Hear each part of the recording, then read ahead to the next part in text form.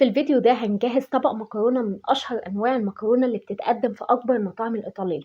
المكرونة الاسباجيتي بصوص البولينيز، طبق لذيذ جدا طعمه يجنن في منتهى اللذاذة، وكمان هنعمل معاه طبق جانبي مشهور برضه في أكبر المطاعم. الفيديو ده سهل وبسيط، الطبق ده اقتصادي جدا تقدروا تجربوه، طعمه يجنن، حاجة في منتهى اللذاذة واقتصادية جدا. بس قبل ما نبدأ، أهلا بيكم في ماما في الكيتشن. أنا إيمان نور ودي قناتي. لو عجبكم الفيديو ما تنسوش لايك وشير واشتركوا في القناة وفعلوا الجرس علشان يوصل لكم كل جديد. أول خطوة هنعملها إن احنا هنسلق المكرونة، مية سخنة هنضيف فيها الملح وهننزل بالمكرونة وهنقلبها ونسيبها تتسلق على حسب عدد الدقايق المكتوبة على العبوة. تاني خطوة هي اللحمة، شوية من الزيت هنسيبهم يسخنوا كويس جدا، وبعد كده هنضيف اللحمة، هنسيبها مش هنقلبها إطلاقا لحد ما تاخد الطبقة اللي انتوا شايفينها الكريسبي دي وتاخد لون أحمر. هنبدأ نقلبها علشان كلها لونها يغير وتاخد اللون اللي انتوا شايفينه ده. لو اللحمة كتلت معاكم بتضغطوا عليها بتفك، مفيش أي مشكلة. في اللحظة دي هضيف البصل، بصلة متوسطة مفرومة ناعم أو تقطعوها مكعبات، ده على حسب الرغبة. البصلة مش هتاخد لون إطلاقا. هنقلب البصلة مع اللحمة بس، وهنضيف معلقة صغيرة من الثوم المفروم وهنقلب. زي ما قلت لكم البصل مش بياخد لون إطلاقا.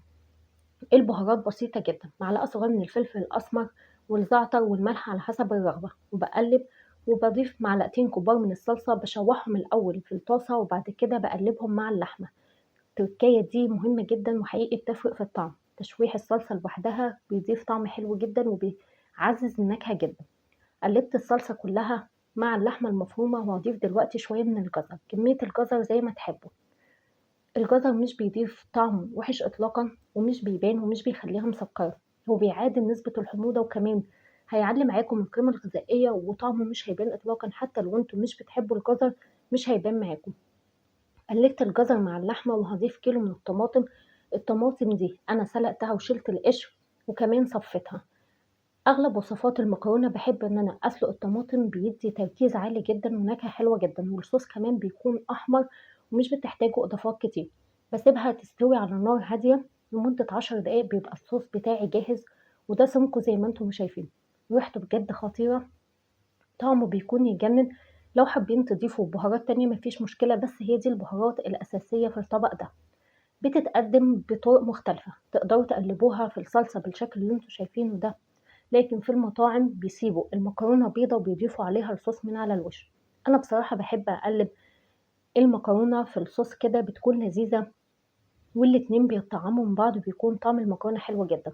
بس طبعا طريقة التقديم زي ما تحبوا، قلبوها كويس في المكرونة لو انتوا بتحبوا تقلبوها، بتكون لذيذة قوي. بجد الطبق ده يجنن جدا، طبق اقتصادي وسهل وبسيط. انا قدمتها معاكم بالطريقتين، وكمان عملت طبق جانبي كده، البطاطس المحمرة بتضيفوا عليها شوية من الصوص ده، بيكون لذيذ، بيجي طبق جانبي مع أكلات كتير في المطاعم مشهورة جدا، وحقيقي بيكون طعمه لذيذ. المكرونة لما بتقلبوها مع الصوص بتتشرب منه وبتكون لذيذة. جربوها بالطريقة دي، حقيقي هتفرق معاكم في الطعم.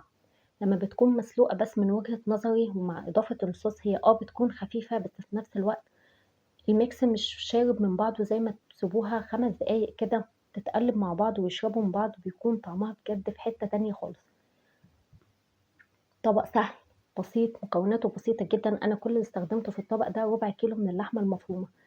أتمنى الفيديو يكون عجبكم، متنسوش لو عجبكم الفيديو لايك وشير، اشتركوا في القناة وفعلوا الجرس علشان يوصلكم كل جديد. سلام عليكم.